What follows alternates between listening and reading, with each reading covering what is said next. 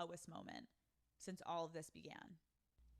When things can get really dark and you can start having thoughts of like it not being worth it anymore or not wanting to be here anymore, which I have had before in the past. And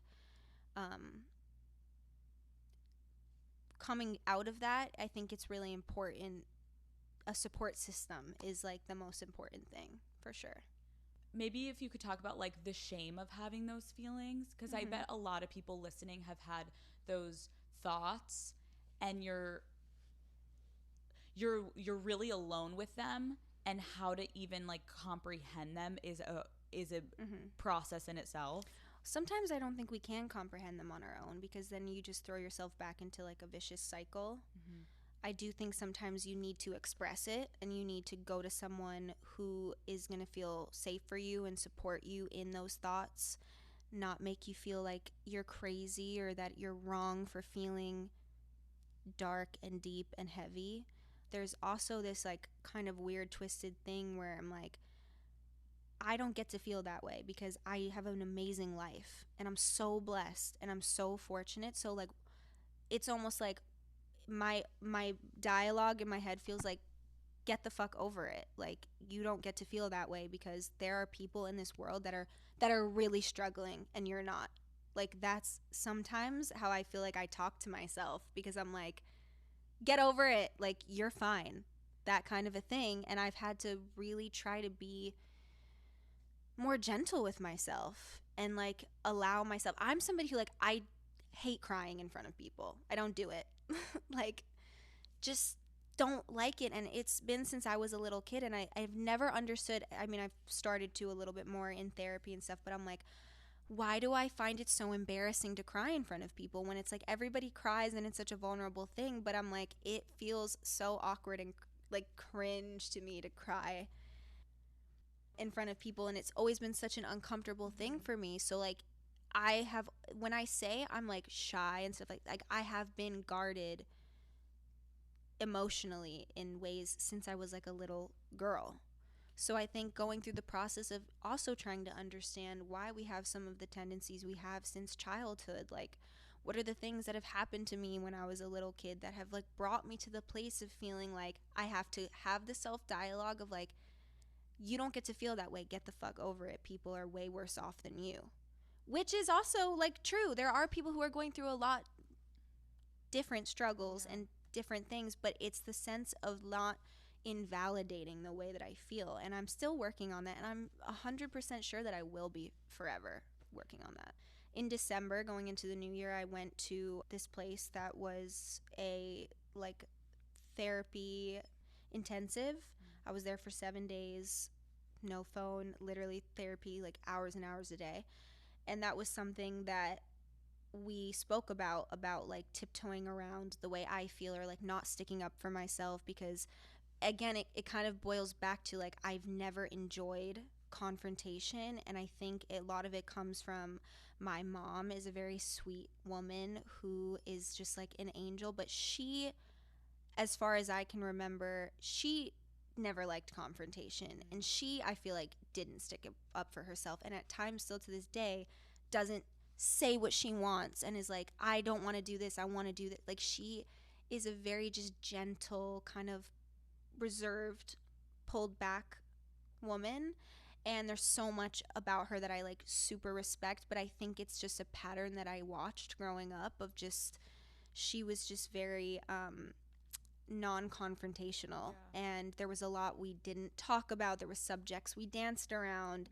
And as I've gotten older and had open conversations with my mom, and she's expressed things that have happened to her in her life and things that she's gone through that I never knew about, it made me understand why she might be like that.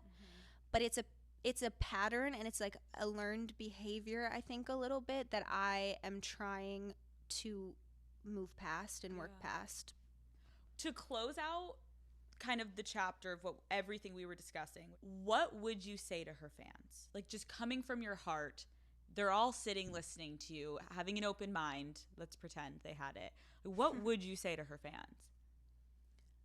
I think I would say, the first thing I would say is, you're not obligated to like me. But I believe that no matter what, there can always be mutual respect between people. And to me, that means just you don't have to say anything. You don't have to like me, but you don't have to say anything either.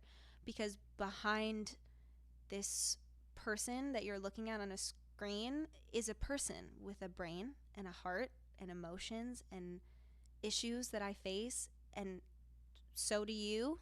And so does Alex. And so does every single person in this room. So you just, yeah, I think just mutual like respect and decency and know that what you say can have impact, and know that, yeah, I guess that's what I would say.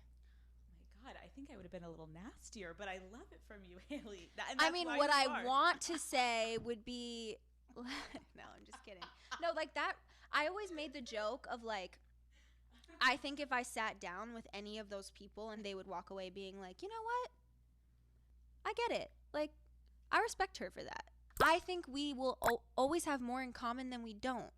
That's like where everything comes from for me. So when I see people being nasty and like attacking me, I'm like, we probably like a lot of the same things. One of my last questions on this topic, because I'm just trying to get all of it, just like, let's wrap it in a bow. Yeah. So you never have to talk about this again. You're like, yeah, I wish. No, I literally never will. No. I'm like sweating. Stop. At any point, did Justin or literally anyone ever ask his ex to help put an end to the harassment that her fans put you through? No. What I will say is that she has been in this industry much longer than I have, and maybe there's something that she knows about, like it wouldn't fix anything. I think like a nice little heart on your TikTok could end it all. The thing is too is like I think that like everyone is just trying to like create separation, even though there's clearly like not always separation. I have no expectation. I would never expect someone to do that for me. Like, she doesn't owe me anything. I don't owe, neither of us owe anybody anything except like respect. I respect her a lot.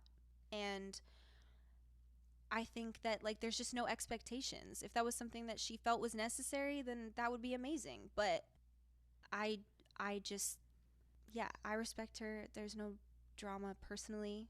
Have you guys ever spoken?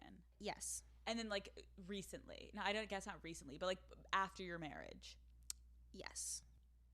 So that's why I'm like, it's all respect. It's all love. That's also why I feel like, well, if everybody on our side knows what happened and we're good, and we could walk away from it with clarity and respect, then like, right, that's fine. As long as you know you're good, that's really all that matters. Which had brought me a lot of peace. And I'm like, hey, we know what happened. It is what it is. You're never going to be able to like correct every narrative, and there's going to be new ones that come. It's totally never going to end. And that's why I get to the point where I'm like, that's why I didn't speak about a lot of this stuff, because I'm like, there'll be something new. There'll probably be something new from this interview. Oh, of course. Then I'm just like, you don't want to know what's going to come from this interview? Hailey Bieber talking about sex. Great. Bieber. Yes. Welcome to Call Her Daddy. You're like, we've been sitting here for an hour. She's like, we're starting over. We're scrapping the whole thing. No. I need to give the fans what they want, right? Okay. We need to just give them a little taste, right? Walk me through. I can't say this with a straight face. Walk me through step by step your sex with Justin Bieber. Oh my God. I was gonna try to do it so straight face that you were like, this girl's a fucking psycho. No, I was wondering, does anyone ever ask you about your sex life? No, actually. We're the first ones over here. I don't think so. Are you a morning sex or night sex